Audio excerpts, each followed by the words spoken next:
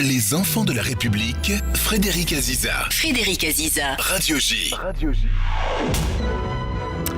Bonjour et bienvenue dans Les Enfants de la République dont vous êtes l'invité, Robert Ménard. Bonjour. Bonjour, merci. Alors vous êtes maire de Béziers depuis 2014, après avoir été journaliste et président de Reporters sans frontières. Votre parcours politique a été, on va dire, éclectique, très éclectique. Adolescent, vous êtes à l'extrême gauche, de 73 à 79, vous avez même été à la LCR d'Alain Krivine, avant de rejoindre le Parti Socialiste. C'était le Ménard de gauche. Les années passent, vos idées évoluent, jusqu'à vous rapprocher de Marine Le Pen et d'Éric Zemmour, avec lesquels vous avez pris vos distances. Vous êtes aussi un déraciné dans les faits et dans l'âme. Issu d'une famille installée en Algérie depuis 1850, vous avez quitté votre Oran natal en juin 62, juste un mois avant l'indépendance. Alors, est-ce que cet héritage pied-noir, Robert Ménard, il a compté pour vous? Est-ce qu'il compte encore pour vous? Il n'a pas seulement compté, il est une partie de moi-même. Essentiel? Essentiel. Pour plein de raisons, parce que les pieds-noirs, on est du côté de ceux qui ont perdu dans cette affaire-là. L'histoire qu'on raconte, c'est celle des gagnants, pas celle des perdants. Parce que ça a été un traumatisme pour ma famille. Et qu'est-ce que ça implique d'être du côté des perdants et pas des gagnants? Et qu'est-ce que ça a eu comme conséquence chez vous, en vous? Une méfiance par rapport au récit qui est celui qu'on impose sur les choses. Sur les choses ou sur l'Algérie? Non, sur les choses, pas que sur l'Algérie évidemment, mais généralement. Une tendresse pour ceux qui perdent, une tendresse pour ceux qui ne sont pas du bon côté de la barricade, une tendresse pour ceux qui ne sont pas du côté du manche. Et pourtant, et pourtant après 62, après quelques années après, vous êtes allé vers la gauche. Oui, mais parce que, attendez, vous présentez, j'ai 15 ans. Qu'est-ce que tu ferais pas pour faire chier tes parents quand même, c'était par rapport à vos parents. Mais bien sûr, moi j'avais un modèle de père qui était, donc vous le disiez, d'une famille de charpentiers en Algérie qui arrive là, que c'est un désastre pour eux. Ils n'imaginent pas une seconde qu'ils sont pas chez eux en Algérie. C'est quelque chose qui avait même pas traversé leur esprit. C'est incroyable parce que ma mère a moins de 40 ans et je la vois comme une vieille dame. Tant elle prend un coup dans la figure, ils s'en sont pas relevés. Et moi, mon père était catho, d'une famille catho, il devient de plus en plus catho, il me met dans un établissement religieux et tout, et comme tout un petit imbécile de 15 ans, l'air du temps dont on parlait à l'instant, c'est quoi? C'est après mai 68, tu fais pour emmerder tes parents, tu es gauchiste. Mais vous êtes resté quelques années gauchiste, mais on va revenir là-dessus. D'abord, les racines pieds noirs, qu'est-ce qui vous reste? Qu'est-ce qui reste en vous de ces racines pieds noirs? Qu'est-ce qu'on n'efface pas? Qu'est-ce qu'on n'efface jamais de la culture pieds noirs? C'est quoi? C'est la bouffe, l'humour, la joie de vivre, le rire, les fêtes, la musique, peut-être la nostalgie, Tout ça, la nostalgie, beaucoup la nostalgie. Et puis vous savez, un truc incroyable. L'esprit de famille. C'est essentiel pour moi, mais un truc incroyable. Le nombre de gens avec qui j'ai sympathisé comme ça, que vous rencontrez, tu dis, ce mec ou cette fille, elle est sympa et tout. Et tu te rends compte après coup, tu ne le savais pas, que c'est des pieds noirs et qu'il y a, vous savez, quelque chose qui marche. Parce que chez vous, à Béziers, il y a beaucoup de pieds noirs. Ouf! À l'appel, oui. Alors, attendez, beaucoup sont morts maintenant. Moi, il y a des enfants de pieds noirs. Il y a des enfants et des petits-enfants. Ils ont toujours, d'ailleurs, la nostalgie de l'Algérie. Ceux qui sont nés chez vous, à Béziers. La transmission chez les pieds noirs, ça n'a pas été une grande réussite. Je veux dire, moi, mes enfants, mes petits-enfants, je pense pas qu'ils se sentent le moins du monde pieds noirs. Je le leur répète, je vous le dis tout de suite, ma fille, je dis, attention ma chérie, t'es à moitié pieds noirs. Alors elle me dit, oui, mais l'autre moitié, c'est ch'ti avec maman. Je dis, oui, mais t'es à moitié pieds noirs. Et quand on est à moitié pieds noirs, on mange du couscous ou on mange du couscous, on parle fort, on fait des gestes. Là, vous avez compris, je fais un petit peu attention où je mets pour pas toucher votre micro. On sympathise. On sympathise avec les Algériens musulmans parce que... C'est vrai ça? Attendez, parce que vous savez les procès qui vous sont faits, islamophobes, racistes... Mais ça, c'est pour la galerie. Moi, je vais à la Devesse dans mon quartier où il y a maintenant 80% d'arabes. Donc on précise pour nos éditeurs, la Devesse, c'est un quartier chaud. Un quartier difficile, mais un quartier construit pour les pieds noirs. Construit pour les pieds noirs, initialement. Mais je vais 5 minutes après, on parle plus de politique. Avec quand même un quartier où il y a des EHPAD, Oui, bien sûr. Hein. Et il te dit, le type te dit, mais d'où tu es? Et tu lui dis, ah, mais moi, je suis d'Orange, j'étais dans le quartier des Castors et tout. Et puis, on arrête de parler de politique, on parle de ce qui nous lie. Ce qui nous lie, c'est ça, c'est le soleil, c'est une mer plus chaude que de ce côté-ci de la Méditerranée. C'est une façon d'être, c'est une façon de s'adresser aux gens, une façon de s'engueuler. Mais on s'engueule, mais on peut quand même discuter. C'est tout ça, bien Et vous sûr. parlez arabe d'ailleurs ou pas? Pas du tout. Pas du Mon tout. père parlait arabe et espagnol. Mais pas vous. Alors, il y a Oran, jusqu'à 9 ans, et puis après, il y a l'Aveyron, jusqu'en 70, puis Béziers, Montpellier, Paris, et retour à Béziers, où vous devenez le maire en 2014. Parce que vous êtes attaché au sud méridional, c'est pour ça que vous êtes retourné à Béziers, ou c'est les racines familiales? Non, c'est parce que j'aime ma ville, parce que Ouais. c'est ma ville. Il y a Oran, et puis après, il y a évidemment Béziers, et que je voyais comment cette ville se détériorait. Sinon, j'aurais jamais fait de politique. Quand on est moi, j'étais journaliste comme vous, j'ai Vous n'étiez interviewé pas des parti politiques. pour ça, Mais priori. non, mais j'étais pas du tout parti pour ça. J'étais parti pour faire ce que je fais. Mon métier, c'est de la presse, c'est des médias, c'est interviewer des hommes politiques. Je l'ai fait pendant des années et tout. Mais là, tu peux pas laisser faire ça. Cette ville, elle peut pas devenir aussi triste, aussi flétrie, aussi recroquevillée. Et ma femme m'a dit, alors tu t'arrêtes de rouméguer étant un terme du midi que vous connaissez, rouspéter, elle m'a dit, tu t'arrêtes 5 minutes là-dessus, si tu veux changer les choses, t'as qu'à être maire de Béziers. Et elle a eu raison, je me suis présenté et j'ai gagné. Et alors, d'ailleurs, en tant que président de Reporters sans frontières, vous êtes allé en Algérie. Vous êtes J'y suis allé, mais là... retourné en Algérie, mais seul, jamais en famille. J'ai voulu y retourner en famille, Ouais. mais il faut dire qu'avec ce que j'ai dit sur l'Algérie pendant les années 90, ils m'ont plus jamais donné un visa. C'est une stupidité. J'ai même écrit, je vais vous faire une confidence, j'ai écrit à l'ambassadeur, ce que je ne fais pas souvent, en lui disant, écoutez, je veux amener ma fille et ma femme en Algérie pour leur montrer d'où je suis, d'où je viens, les plages, Oran, les quartiers qui ont été les miens, l'école, où je vous jure sur la tête du bon Dieu, je ne l'ai pas écrit comme ça, mais c'est ce que ça voulait dire, que je ne parle pas de politique et je ne rentrerai pas en disant, regardez comment... Et alors aujourd'hui, vous avez envie d'y aller ou pas? Mais bien sûr, parce que c'est chez moi. C'est chez moi.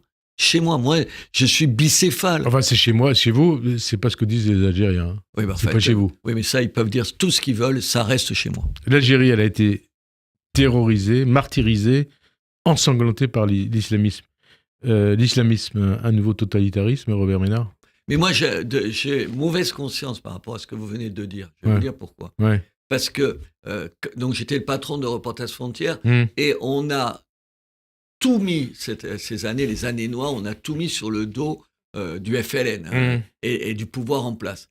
Et honnêtement, je pense qu'à ce moment-là, on a sous-estimé. Donc d'abord de Ben Bella, Boumedienne, ouais, et puis après, Bouteflika. Voilà, mais on a sous-estimé les islamistes. Enfin, Ouais. attendez, le fléau dans le monde aujourd'hui, c'est l'islamisme politique et radical. C'est eux le problème. Attendez, pas que pour nous, pas qu'ici. C'est pour eux, pour leurs coreligionnaires, pour les gens en Algérie, au Maroc, en Tunisie, où vous voulez dans les pays arabes. Le problème, c'est l'islam. Le détonateur, c'était quand même l'Iran 79. Hein. Ben oui, bien sûr. Ouais. Attendez, le problème, c'est qu'aujourd'hui, c'est pas seulement le problème des chiites, c'est le problème de les sunnites sont absolument devant la même radicalité, qui est pas exactement la même, mais qui au quotidien inflige aux femmes le statut que vous savez, t'empêche de penser, de réfléchir, de vivre. C'est ça l'islamisme. Algérie, Boualem Sansal. J'ai vu à Béziers ces panneaux libérés Boualem Sansal. Vous les avez enlevés depuis. Ben, attendez, je les ai enlevés avec plaisir. Avec plaisir. Pour vous le dire. Et depuis qu'il est de retour à Paris, il rappelle qu'il est depuis toujours pour la réconciliation entre la France et l'Algérie. Mais il a raison. Hein? Je lui ai parlé la semaine dernière, Ouais. j'ai discuté avec lui. Et tout ça, il est toujours aussi, c'est incroyable, il est sidérant, Ouais. d'une gentillesse. Injuste. Enfin, vous trouvez pas ça? Ouais. Ça, je suppose que ça vous trouble comme moi. Il a un ton, une façon de poser les problèmes. Les mecs qui viennent de le foutre 1 an en prison, tu as l'impression qu'il est prêt à passer sur tout ça et s'il peut faire quelque chose. Oui, exactement, c'est injuste. C'est un type extraordinaire, pas seulement un grand écrivain. Un grand monsieur. C'est une chance pour l'Algérie. Pour la réconciliation, d'ailleurs, entre l'Algérie et la France, mais il a toujours aussi milité pour la concorde entre les communautés, entre les Juifs et les musulmans. Il l'a toujours fait. Attends, et il a continué. Et il a payé aussi le fait d'être allé en Israël. Hein. Et d'abord, il a continué à être en France et en Algérie, faire les allers-retours. Avec courage, hein. Attendez, parce que tout le monde lui disait, mais enfin, tu es jobard de faire tu vas ça. Tu vas te faire tuer. Hein. Voilà. Et puis, c'est vrai qu'on lui a jamais pas. Attends, non, on enlève, c'est pas l'Algérie. Le gouvernement algérien, on va appeler les choses par leur nom, lui a jamais pardonné. L'horreur absolue, ce qui est insupportable pour ces gens-là, c'est Israël et d'être allé en Israël. Parce que je peux vous dire une chose, pour être allé en Algérie où je suis né, hein, je peux vous dire, pour avoir discuté avec des Algériens du village où je suis né, vous réalisez qu'ils ont la nostalgie de la France et, en ce qui nous concerne, de la présence des Juifs en Algérie. Ils ont cette nostalgie. Attendez, mais il y a un gouffre. C'est pour ça que je fais attention aux mots. Il ne faut pas dire l'Algérie, il ne faut pas dire encore moins le peuple algérien. C'est pas ça. Le problème, c'est la clique qui dirige ce pays depuis 1962. Laurent Nunez, il a raison de vouloir aller en Algérie. C'est un voyage qui peut servir ou pas? Moi, je suis jamais contre les voyages, mais aujourd'hui, tant que Christophe Glaise est là-bas, c'est hors de question. Et puis, c'est de la politique politicienne. En réalité, c'est pas ce qu'il veut faire d'abord, c'est faire chier Retailleau. C'est pour dire les choses brièvement. Alors, l'islamisme, toujours. Est-ce que la société, elle est malade de l'islamisme politique? Et là, on parle de la France. Et d'ailleurs, on peut parler aussi du reste du monde. Une partie de la classe politique est gangrénée par l'islamisme politique. Vous parlez de quelle partie de la classe politique? La France insoumise. C'est-à-dire c'est le parti de l'entrisme, la France insoumise. C'est le flirt, d'abord le flirt, et maintenant bientôt le mariage avec l'islamisme radical. Il peut en dire ce qu'il en veut, M. Mélenchon. Il peut dire qu'il a fait dans le passé ceci ou cela. On l'a vu le week-end dernier devant les députés de la commission. Attendez. Sur les liens entre les islamistes et les partis politiques. Sauf que le Mélenchon d'il y a 20 ans, c'est pas le Mélenchon d'aujourd'hui. Oui, parce qu'il citait le Mélenchon d'il y a 20 ans. Oui, mais je m'en fiche. Il a raison. C'est pas le problème. Personne lui reproche ce qu'il a été. Il a été un type qui a été hyper correct sur cette question-là. Républicain. Sauf qu'il l'est plus aujourd'hui. Ouais. Aujourd'hui, je pense pour deux raisons. Je pense qu'il y a une raison électorale, mais il n'y a pas que ça chez lui, parce que c'est aussi un intellectuel. En tant que cas, il se présente comme ça. Il a une fascination pour ce qu'il dit, le métissage. Il a une haine pour cette France qu'il pense nationale, recroquevillée sur elle-même et tout ça. Et ça donne cette politique-là. Et dans sa dernière déclaration, en fait, il a acté le grand remplacement. C'est bizarre. Oui, mais lui, le grand remplacement, je pense que ça lui fait plaisir. C'est la seule différence. Et ça va avec quelles conséquences au municipal, puisque vous êtes candidat d'ailleurs au municipal? Oui, je ne sais pas s'il y aura une liste à Béziers de la France insoumise. Pas seulement à Béziers, dans toute la France. Mais ailleurs. Non, mais vous me parliez de moi, ça. Et je pense qu'ils vont d'abord faire chier après ce qui vient de se passer, le Parti socialiste. Les listes communes, il ne va pas y en avoir beaucoup. Ça va les affaiblir. Je pense que ça va les affaiblir. Affaiblir LFI? Non, ça va affaiblir la gauche. Ah, la gauche. Ouais. Alors, quand vous entendez... Je n'ai pas pleuré là-dessus, pour vous dire la vérité. Quand vous entendez Jean-Luc Mélenchon affirmer, c'était il y a quelque temps, je le cite, qu'il y a dans ce pays, fabriqué et alimenté par tout un courant d'idées, la haine des musulmans déguisée en laïcité. 120 ans après la loi de 1905. Qu'est-ce que ça dit de l'évolution de cette partie de la gauche? Ça dit leur cynisme et leur bêtise. Pardon de reparler de Béziers. Vous savez qu'il y a une crèche à Béziers qui a fait couler l'encre, à la mairie. Ouais, je voulais vous en parler justement. Écoutez, le nombre de femmes voilées avec leurs enfants qui viennent à la crèche, présenter la crèche à la mairie, à la mairie où il y a la crèche, et qui viennent dire « Monsieur le maire, vous avez raison, c'est nous aussi, ça, on aime ça ». Mais est-ce que c'est ça la laïcité, la crèche à la mairie? Une crèche à la mairie. C'est le procès qui vous a été fait. Jeune homme, il y a 79% des Français qui sont favorables aux crèches dans la mairie. Non, mais je vous pose la question parce que ça a été à l'origine d'une polémique. Mais attendez, mais je m'en contrebalance de ceux qui disent le contraire. Enfin, c'est une vision, comment dire, d'ayatollah de la laïcité.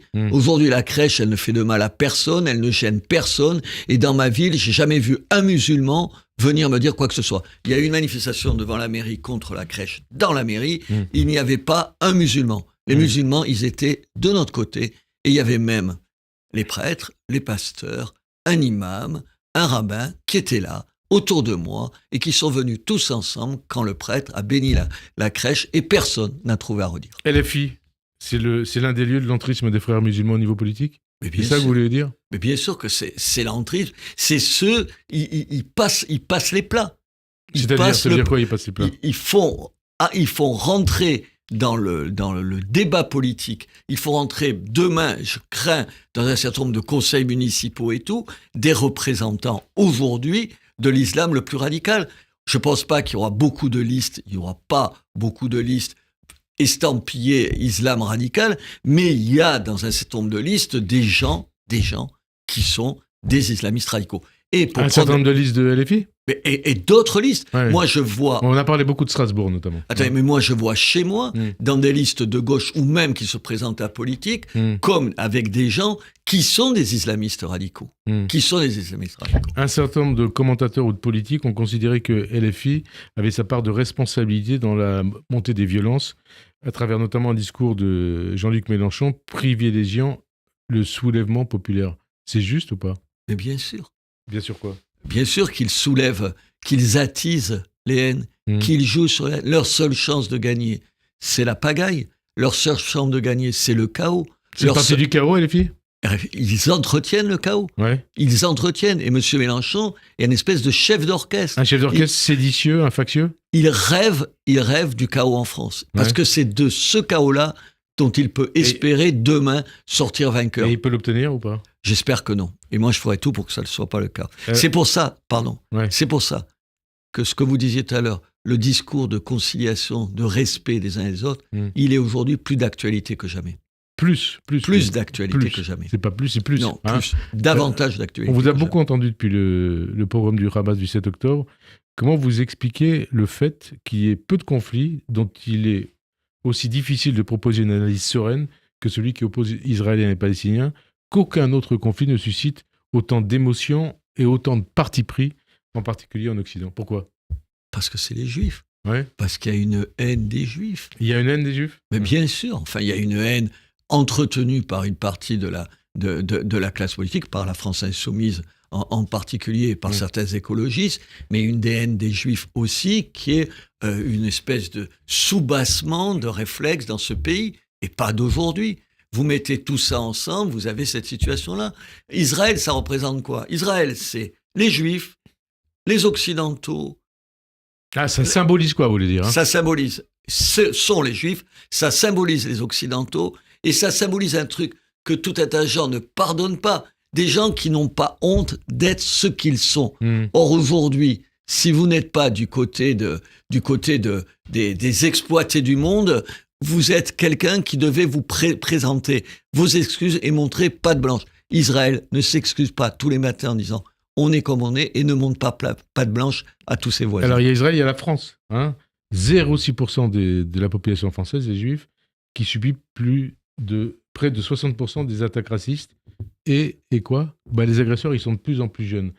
Est-ce que Mélenchon et les filles ne sont pas en train de pourrir la jeunesse avec leur stratégie depuis le 7 octobre ? Vous avez vu les sondages ? Ouais. C'est terrible. L'immigration, plus les gens sont éloignés des premiers, de leurs parents, de leurs grands-parents, plus ils sont restés longtemps en France, plus ils détestent ce pays. Vous avez remarqué tous les sondages vous parlez de quoi ? des jeunes musulmans. Ouais. Aujourd'hui, plus tu es jeune parmi les musulmans, plus tu es radical, plus tu détestes les lois de la République. On ne peut pas généraliser comme ça. On ne peut pas dire tous les musulmans. Est-ce que j'ai dit tout ? Non, j'ai dit plus. Non, mais je préfère le dire par rapport à ceux qui nous écoutent. Attendez, aujourd'hui, tu as régulièrement 20, 25, jusqu'à plus de 50% des jeunes musulmans ou des jeunes musulmanes qui se réclament de valeurs qui sont exactement à l'opposé des nôtres.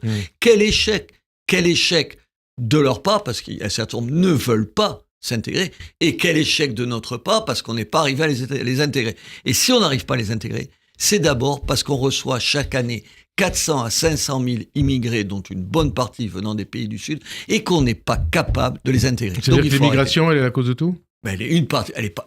J'ai jamais dit ça. Non, mais je vous pose la question. L'immigration, elle n'est pas la cause de tout, elle accentue tous les problèmes. Vous dites pas que l'immigration, vous dites plus que l'immigration est une chance pour la France. Ah mais j'ai jamais dit que c'était une chance pour la France. C'est pas une chance, c'est une plaie pour la France aujourd'hui. Une plaie pour la France, l'immigration. L'immigration non contrôlée, c'est aujourd'hui une plaie pour la France et notamment pour les immigrés eux-mêmes qui ont tant de mal à s'intégrer dans ce pays et qui sont les premiers à me dire à moi, ça suffit. LFI a saisi l'Arcom après le rapprochement fait par Nathalie Saint-Cric, la journaliste Nathalie Saint-Cric sur France Info, face à Alexis Corbière. Elle a fait le rapprochement entre l'antisémitisme et la cote du vote musulman des Insoumis. Qu'est-ce que ça vous inspire? Elle a raison ou pas? Et est-ce que cette saisine de l'Arcom, elle est justifiée? Attendez, bien sûr. On lui a fait un procès à Nathalie Saccric jusqu'à des demandes à ce qu'elle soit licenciée de France Télé. D'abord, permettez-moi de lui dire toute mon amitié. On se connaît depuis des années. Et bien sûr qu'elle a raison. Ben, raison de quoi? Elle a raison de faire le lien entre la France insoumise, l'antisémitisme et une partie, vous avez raison de le préciser, une partie de la communauté musulmane. La quête du vote musulman. La quête du vote musulman. Mais bien sûr. Et donc Alexis Corbière a dit non, on ne peut pas généraliser. Ça veut dire que vous considérez que les musulmans sont antisémites. Mais pas tous les musulmans. Bien sûr. Personne ne pense, pas plus Nathalie Saccric que vous ou moi, on pense que tous les musulmans sont antisémites. Mais qui est à l'intérieur des musulmans une proportion d'antisémites, bien entendu. Comme ailleurs. Comme ailleurs ou plus qu'ailleurs? Non, plus importante qu'ailleurs. Ouais. Attendez, moi je me rappelle quand j'étais le patron de Reporters sans frontières d'être allé à, je sais pas, au Caire, parce qu'on avait un bureau au Caire, et vous aviez le protocole des sages de Sion qui était en vente dans les rues. Et je l'ai vu à Amman, je l'ai vu en Syrie, et je l'ai vu, c'est vrai, aussi au Caire. Dans tous ces pays. Je l'ai vu il y a 10, 15, 20 ans. Moi, je l'ai vu de mes yeux dans les rues. Je l'ai même acheté pour avoir la preuve. Pour la preuve, voilà. Et au passage, est-ce que vous avez des problèmes de drogue à Béziers? Bien sûr, comme dans toutes les villes. Est-ce que vous considérez qu'il y a un lien entre narcotrafic et terrorisme? Je ne sais pas, vous répondre. Je sais aujourd'hui que c'est un tel problème, le trafic de drogue, que moi j'ai fait quelque chose que je suis le seul à avoir fait. Peut-être que d'autres le feront maintenant. Maintenant, j'ai mis en place une brigade anti-stup dans la police municipale, faute de voir la police nationale mettre les moyens ou avoir les moyens de lutter contre ce fléau. Et parce que beaucoup disent, des professionnels, des experts, ils parlent de connexion entre réseau islamiste et réseau du narcotrafic. Vous avez pu le voir à Béziers? Est-ce que vous considérez... Moi, je ne l'ai pas vu, mais ça ne veut pas dire que ça n'existe pas. Ouais. Je ne l'ai pas vu. Vous avez fait souvent le lien entre délinquance et immigration. Est-ce que vous assumez ce parallèle en dépit des procès qui vous sont faits, notamment en islamophobie? Attendez, mais vous êtes allé dans une prison? Non, mais je vous pose la question. Non, je ne suis jamais allé dans une prison. Ouais, moi, je vais dans des prisons et ça saute aux yeux. C'est-à-dire, qu'est-ce qui saute aux yeux? Les étrangers. En France, ils sont à peu près 8% de la population. En prison, les étrangers représentent grosso modo 25% de la population. Premier problème. Deuxième problème, ça c'est pour les étrangers. Les gens issus de l'immigration, évidemment que dans n'importe quelle prison, celle de Béziers, quand tu vois bien que c'est la majorité de la population. Issus de l'immigration, comment vous savez qu'ils sont issus de l'immigration? Comment vous le voyez? Pardon, je suis capable de faire la différence entre un Suédois et un Maghrébin. Vous, peut-être pas. Comment vous le faites? Je le vois, le vois. Vous le voyez pas. Vous êtes le seul au monde à ne pas voir qu'un Suédois ne ressemble pas à un Algérien ou un Marocain. Non, moi, oui. Alors, et donc, vous dites? Et je constate, et je vois les noms, et je suis les faits divers, et je le vois dans ma ville. Je vous rappelle, dans ma ville, que je suis le patron de la police municipale, les gens qui sont interpellés, les gens qui sont amenés au commissariat, les gens avec qui on a des problèmes. Bien sûr qu'il y a une surreprésentation de l'immigration, et souvent d'enfants issus de l'immigration. Et on va vous dire, après cette déclaration, eh bien, Robert Ménard, il est islamophobe, voire raciste. Attendez, pourquoi? Mais je sais ce qu'il va dire. Attendez, constater ça, le regretter, et dire aux musulmans qui évidemment ne font pas partie de ces gens-là, c'est d'abord votre boulot à vous de faire en sorte que ça ne se passe pas. Mais moi, la différence, c'est que moi, je fréquente les musulmans. Je viens des mêmes pays qu'eux, et un bon nombre votent pour moi parce qu'ils savent que j'ai un souci, leur souci, d'eux et de leurs enfants. D'ailleurs, la droite sénatoriale, c'est un peu lié à tout ça. Elle propose l'interdiction du voile aux mineurs dans l'espace public. Est-ce que ça se justifie? Est-ce que c'est réalisable? C'est irréalisable. Irréalisable. C'est pas possible. Aujourd'hui, attendez, je me suis posé la question, toute bête. Je me suis dit, tu vas arriver, tout à l'heure on parlait du quartier de la Devèze, et je vais envoyer la police et dire aux gamines, elles sont, je sais pas, il y en a 80% dans le quartier qui doivent être voilées, leur enlever les voiles. Donc ça sert à rien. Attendez, c'est des effets d'annonce. 120 ans après, on a parlé de ça tout à l'heure, qu'est-ce qui reste de la loi sur la laïcité? Est-ce qu'il faut la modifier? Est-ce qu'il faut aller au-delà? Elle a été créée à un moment donné, elle a été mise en place parce qu'il y avait une église catholique super puissante. Enfin, vous avez remarqué, si vous allez dans des églises, qu'elles sont plutôt vides que pleines. Et que elles existent. Attends. Dans tous les villages de France, il y a une église. Elles sont notre histoire. Ouais. Et cette histoire, on l'a respecte. Cette histoire, ça se respecte. Aujourd'hui, il y a une instrumentalisation de la loi sur la laïcité. Par qui ? Mais par la gauche, par une partie de la gauche. Attendez, chez moi, j'ai eu encore... Et ça veut dire quoi, instrumentalisation de la loi de 1905 ? Mais ça veut dire, par exemple, la Ligue des droits de l'homme, qui, évidemment, vous savez qu'il n'y a pas de problème de droits de l'homme en France, qui en est à mon, 10e ou 12e procès qu'ils me font parce qu'il y a une crèche dans l'hôtel de ville à la mairie. Enfin, ils n'ont rien d'autre à faire que ça, mais c'est une plaisanterie. Alors, vous avez dit en mai 2023, je vous cite, « Le RN évolue, mais est-ce qu'il a assez évolué ? Je ne le crois pas. » 2 ans et demi après, où est-ce que vous êtes de cette réflexion sur le RN ? Et puis donc sur Marine Le Pen, Jordan Bardella, ils ont évolué ou pas ? Sur les questions économiques, pas assez. Est-ce que ça veut dire qu'ils sont à gauche ? Aujourd'hui, le programme du RN, c'est un programme qui n'a pas de sens, le programme économique. Le programme économique. Mais alors donc... il n'a pas de sens. Aujourd'hui, quand tu penses, et ils peuvent arriver au pouvoir, expliquer par exemple sur la retraite qu'on peut travailler moins ici qu'on travaillera dans tout le reste de l'Europe, c'est un mensonge, parce que ce n'est pas vrai. Et parce qu'une fois que tu arrives au pouvoir, tu seras bien contraint de faire le contraire de ce que tu as dit. Or, la politique, donc ça peut provoquer un effet boomerang. Et oui, c'est s'en prendre plein la gueule après-demain. Ouais. Qu'est-ce qui vous a poussé, après avoir pris vos distances avec le RN et Marine Le Pen, à vous rapprocher d'elle ? Parce qu'il me semble que vous êtes rapproché d'elle. Là, non. Moi, j'ai des rapports avec le RN qui ont toujours été... J'ai jamais été membre du Rassemblement national.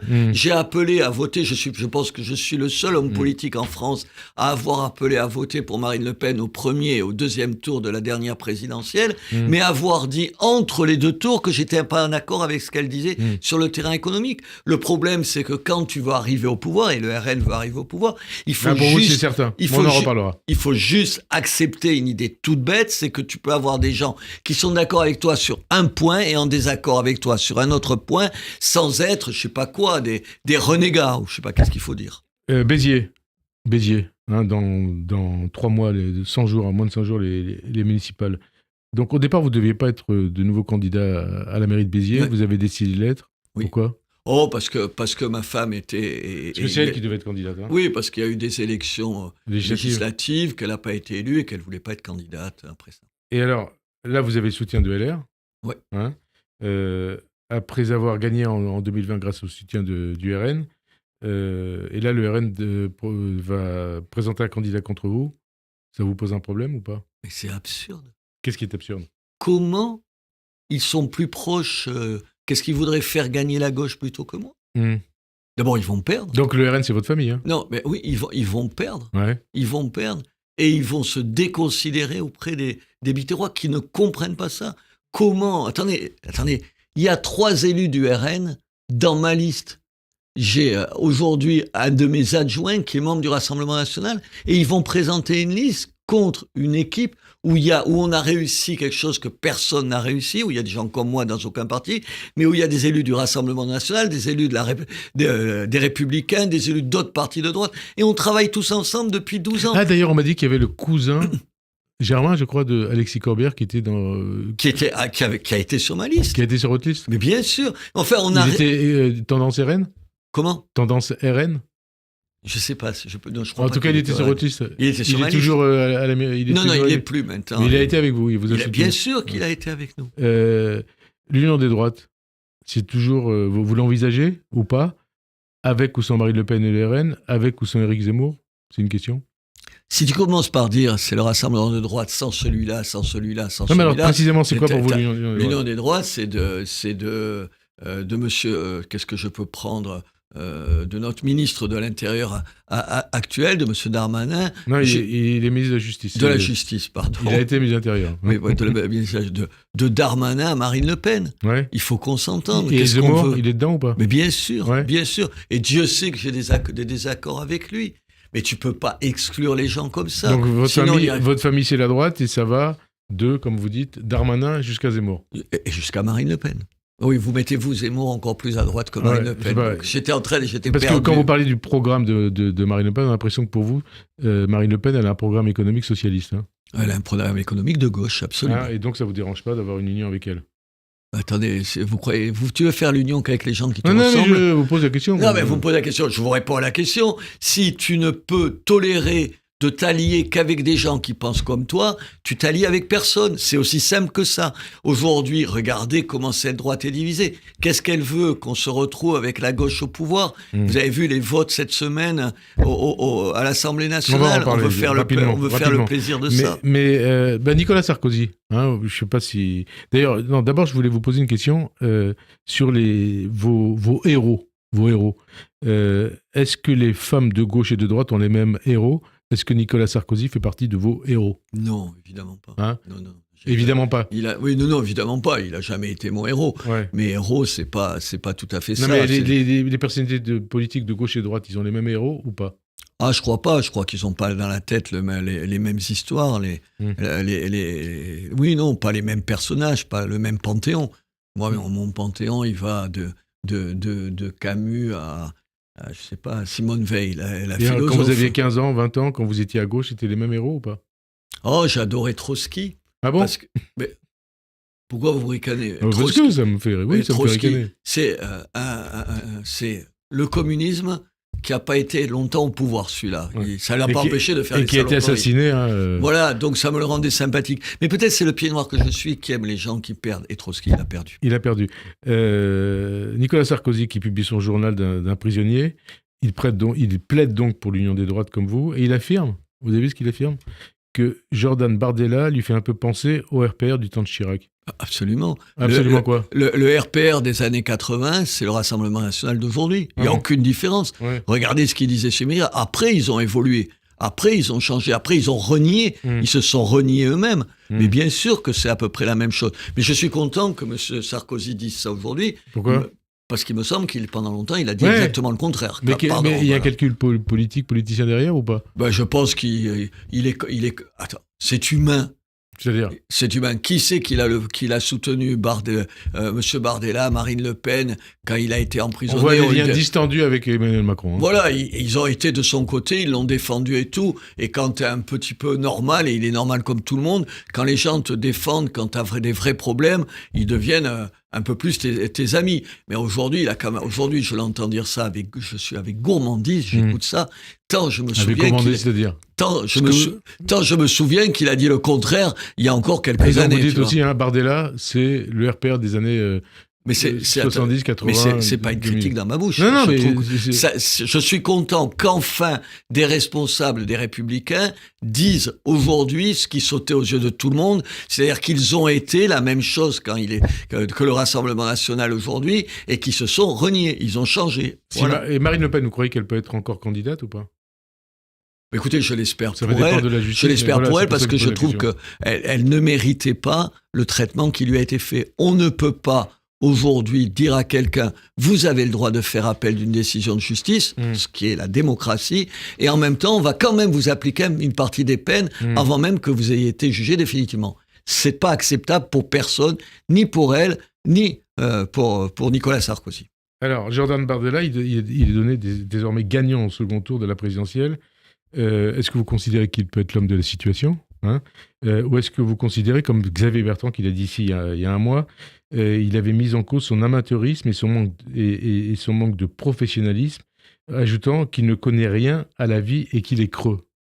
Attendez, M. Bertrand, il déteste tout le Rassemblement national. Ouais. Non, vous pensez quoi? Qu'il est l'homme de la situation ou pas? C'est une obsession. Ouais. Il a les qualités, l'enthousiasme d'un mec de 30 ans. Jordan Bardella.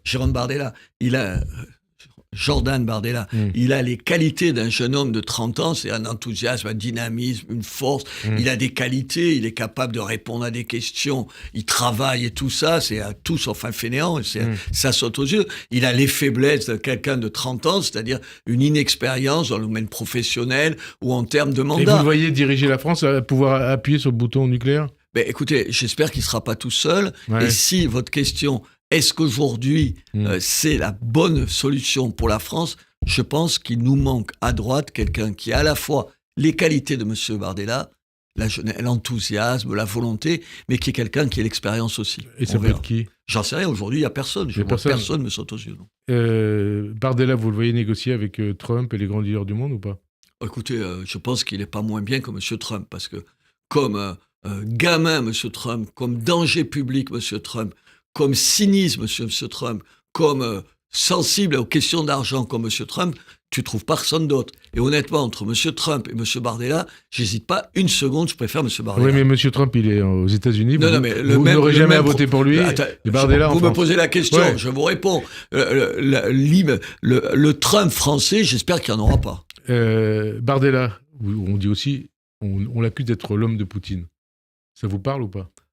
Non, je ne crois pas, mais je crois qu'il y a eu longtemps au Rassemblement national, parce que je les connais bien, des gens qui avaient une fascination pour M. Poutine. Il y a une fascination pour M. Poutine dans toute une partie de la droite. Vous l'avez jamais eu? La fascination pour M. Poutine, non, parce que j'ai un truc qui me vaccine contre ça. Vous l'avez précisé tout à l'heure, j'étais 20 ans le patron de Reporters sans frontières. Donc, les droits de l'homme, moi, j'ai jamais dit que c'était du droit de l'hommisme.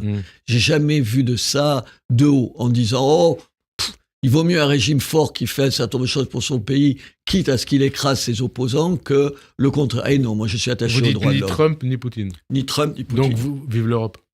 Mais moi, vive la France. Je suis profondément européen. Ouais. Et si on ne se met pas à peser plus, à construire une Europe plus forte, on n'existera plus. Mais est-ce que vous croyez que c'est ce que souhaite le RN, Marine Le Pen, Jordan Bardella? Je ne suis pas sûr. Mais ça, c'est une de mes critiques. Hein? Mes critiques, elles portaient, et elles portent sur les choix économiques du Rassemblement national et sur leur méfiance quasi instinctive par rapport à Alors quand je vous entends parler, je me dis, il y a peut-être quelqu'un qui correspond à ce que vous souhaitez voir émerger. Gérald Darmanin, peut-être? Oh non, je ne sais pas. Non, bon, enfin, bref. Je n'ai pas pensé à lui. Autre chose. S'il y a des sales connes, on va les foutre dehors. Est-ce que ça vous a choqué d'entendre Brigitte Macron tenter de rassurer ainsi Harry Habitant, inquiet après l'éruption du militant féministe venu perturber son spectacle, portant des masques à son effigie avec la mention « violeur ». Habitant, on le rappelle, qui avait été accusé de viol par une ex-compagne en 2021, a bénéficié d'un non-lieu en appel début 2025, donc jugé innocent par la justice. Est-ce que ça vous a choqué d'entendre la première dame de France dire ça? Écoutez, venant de moi, avec le vocabulaire que je manie et les insultes que je peux manier, honnêtement, être choqué par des propos de ce type-là, ça va pas m'arriver. Ouais, mais la polémique, vous la comprenez ou pas? Attendez, non, bien sûr notamment que non. venant de la part de féministes. Mais attendez, et d'autres. Non, mais le problème, c'est pas les mots, c'est le mot qu'elle choisit les mots qu'elle et puis veut, d'ailleurs, c'est son affaire. on précise des choses, hein. C'était une conversation privée. Privée, volée. Hein. Pour dire quelque chose, en plus, je pense qu'il y avait sa fille et puis ce garçon, elle dit ce qu'elle veut dans les mots qu'elle veut. Et en plus, moi, ce vocabulaire, ça me choque pas. Mais même public, ça me choque pas. Le problème, c'est pas le vocabulaire. Est-ce qu'elle a raison? Sur le fond. C'est ça que j'essaye de vous dire. Sur le fond, bien sûr. Enfin, attendez. Un monsieur est jugé. Il est jugé. Et il y a un non-lieu, c'est-à-dire qu'il n'est plus coupable. Et il y a 4 féministes qui vont dire « Ah, il a beau être jugé, nous on estime qu'il est encore coupable. » Qu'il est violeur. Vous avez écrit « Il est violeur ». Mais c'est une saloperie absolue de dire ça. Ça veut dire que c'est elle qui dirige les choses, c'est elle la justice, c'est elle qui incarne la vérité, c'est elle qui décide si vous êtes coupable ou pas. Mais enfin, c'est invraisemblable. C'est aller contre la justice. Hein. Mais aller contre l'état de droit. Et pas seulement, c'est comme un certain nombre d'écolos qui discréditent l'écologie. Elle discrédite le féminisme. Bien sûr qu'il y a une violence insupportable d'un certain nombre d'hommes faite aux femmes. On voit les centaines, je sais pas combien on en est cette année de féminicides, de femmes qui ont été tuées par leurs compagnons ou leur mari. Bien sûr qu'il faut protester. Il faut protester contre ça. Mais faire de quelqu'un, une fois qu'il a été innocenté, il est innocenté. Il n'est pas coupable. Hein. Attendez, il n'est pas coupable. Et donc Brigitte Macron a eu raison. De le défendre, bien sûr qu'elle a raison. En ces termes. En ces termes, c'est les termes qu'elle choisit, elle fait ce qu'elle veut, et je suis le dernier à lui donner une leçon sur le vocabulaire. Ça veut dire que c'est bien vous comprendre en disant que vous parlez vous parlez d'un dévoiement des associations féministes? Ah mais absolument. Hein? Je pense qu'aujourd'hui, il y a un courant féministe qui fait du tort aux femmes. Qui aujourd'hui, ce genre d'histoire, ce genre d'affaires, ce genre de plainte, ce genre de procédé où on va interrompre un spectacle de quelqu'un qui est aujourd'hui, il y a un non-lieu, donc il n'est plus poursuivi, bien sûr que ça discrédite le féminisme. Des associations féministes à qui on a d'ailleurs reproché, vous savez quoi, d'être restées silencieuses à propos des viols et des meurtres commis par des terroristes du Hamas sur des Israéliennes lors du pogrom du 7 octobre 2023. Hein, mais monsieur Hanouna, vous l'avez vu mais monsieur Hanouna, elles sont d'abord de gauche. Pas Hanouna, Aziza. Ça commence bien. Elles sont d'abord de gauche et d'extrême gauche, avant d'être féministes. Ouais. Comme les écologistes. Non, mais les féministes, a priori, elles défendent les femmes. Là, les femmes israéliennes... Mais non, mais attendez... Pas un mot. Mais il y a eu un silence, c'est un silence abject. Abject. Comment, alors qu'on avait des témoignages, autant on avait des témoignages, on a vu au sens propre ce qui s'est passé avec les yeux. On a vu les images. Et il n'y a pas eu de tollé, il n'y a pas eu une montée. Comment vous l'expliquez ? Mais parce qu'elles sont d'abord d'extrême gauche. Elles servent d'abord la cause de l'extrême gauche. Le féminisme n'est qu'un moyen d'exister sur la scène politique. C'est devenu une variable de l'islamo-gauchisme ? Elles sont une variable de l'islamo-gauchisme. Alors, vous avez été très élogieux à l'égard d'Emmanuel Macron au début de son mandat. Maintenant, vous réclamez sa démission. Qu'est-ce qui vous pousse à ne plus être Macron compatible ? J'ai jamais été Macron compatible. Non, mais compatible. vous avez été très élogieux à son égard. Attends, je peux dire que... Mais là, vous demandez sa démission. Attendez, je peux dire que Macron a raison, qu'Emmanuel Macron a raison sur, je sais pas, qu'est-ce que je peux... sur l'Ukraine, sans être Macron compatible. Mais c'est pas ça que je vous dis. Là, c'est ce que vous me posez comme question. Non, mais là, vous demandez sa démission. Mais parce que vous assumez encore Parce qu'aujourd'hui, je pense qu'après la dissolution et les conséquences de la dissolution, si on veut sortir de la situation politique dans laquelle on vit, l'espèce de mascarade auquel on assiste, la seule solution, c'est pas de voter à des élections législatives, mais comme chacun sait en France, c'est l'élection présidentielle qui est la clé de tout. Il reste un peu plus d'un an. Donc, il faut une élection présidentielle le plus vite possible. Une question au maire que vous êtes. Oui. Au maire que vous êtes, et puis au maire qui souhaite être renouvelé en tant que maire. Si Emmanuel Macron devait anticiper son départ de l'Élysée, est-ce que cela ne fragiliserait pas ses successeurs, les présidents qui lui succéderont, mais même au-delà, l'ensemble des élus, y compris les maires dont vous êtes, à qui on pourrait demander la démission au moindre signe d'impopularité ? Je sais. Vous avez raison. Là, ça pose un problème quand même. Vous êtes d'accord ? Et c'est contradictoire avec ce que je viens de vous dire. Et je le reconnais bien volontiers. Ouais. Et donc ça vous fait revenir en arrière ? Non, ça me fait faire quelque chose, constater quelque chose. Oui, pardon, il y a des hommes politiques qui savent tout sur tout. Je ne sais pas tout sur tout. Il m'arrive d'être ça vous fait douter un peu quand même. Mais bien sûr que Attends, mais bien sûr, je passe ma vie, monsieur Aziza. Pas Nouna, Aziza. C'est pour ça que je le dis. Monsieur Aziza, à me dire, est-ce que je ne me trompe pas ? Est-ce que j'ai pas tort d'être aussi affirmatif ? Bien sûr que ça m'arrive. Alors, le PLFSS, on arrive à la fin de l'émission, il a donc été adopté mardi à l'Assemblée.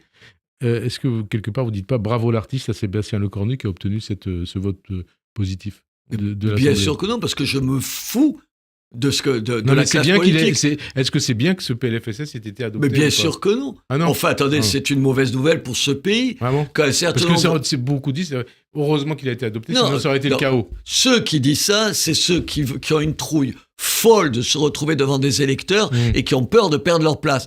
Aujourd'hui, sur ce qu'il y a à l'intérieur, de ce financement de la sécurité sociale, c'est une mauvaise nouvelle pour la France, pas seulement pour les retraites, mais pour l'ensemble des choix qui sont faits. Prochaine étape, c'est le budget. Le pire, c'est un compromis sur le budget ou c'est pas de budget avant la fin de l'année ? Non, le pire, c'est qu'on continue comme ça. Ouais. Et puis, on arrive à la fin de l'année, dans 15 jours, c'est le 31 décembre. Qu'est-ce que vous souhaitez à la France et aux Français pour 2026 ? Qu'on se parle avec un peu plus de tendresse. Ouais. Vous savez parler avec tendresse ? Absolument. Y compris à vos électeurs, aux Biterrois ? Je crois que les Biterrois ne sont pas mécontents du maire que je suis. Je suis attentif aux autres. Et ça veut dire quoi, parler avec tendresse ?